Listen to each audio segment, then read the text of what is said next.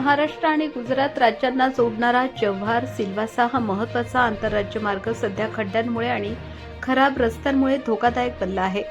या मार्गावरून दररोज मोठ्या प्रमाणात नागरिक, विद्यार्थी, रुग्ण, व्यापारी तसेच पर्यटक प्रवास करतात.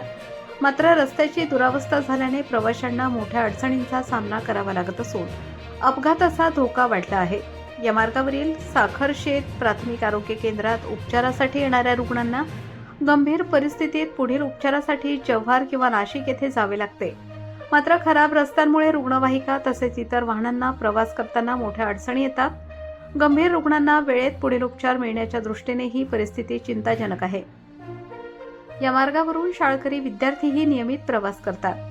रस्त्यावरील मोठमोठे खड्डे आणि पावसामुळे निर्माण झालेली खराब परिस्थिती यामुळे विद्यार्थ्यांच्या सुरक्षिततेचा प्रश्न निर्माण झाला आहे. जव्हारमध्ये भरपूर पर्यटन स्थळ आहेत. त्यातीलच एक प्रसिद्ध दाभोसा धबधबा पाहण्यासाठी महाराष्ट्रासह गुजरातमधूनही मोठ्या संख्येने पर्यटक येतात. त्यामुळे या मार्गावर वाहनांची वर्दळ वाढते. मात्र रस्त्याची दुरावस्था असल्याने पर्यटकांच्या सुरक्षेलाही धोका निर्माण झाला आहे. तातडीने दुरुस्तीची मागणी. महाराष्ट्र आणि गुजरात या दोन राज्यांना जोडणाऱ्या या महत्त्वाच्या मार्गांची संबंधित विभागाने तातडीने पाहणी करावी. रस्त्यावरील खड्डे बुजवून आवश्यक त्या ठिकाणी डांबरीकरण व कायमस्वरूपी दुरुस्तीचे काम करण्यात यावे अशी मागणी स्थानिक नागरिकांकडून होत आहे.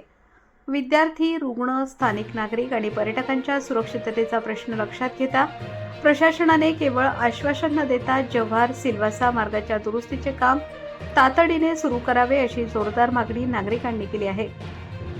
प्रबंधभूमी प्रतिनिधी सीताराम जंगली, जव्हार, पालघर.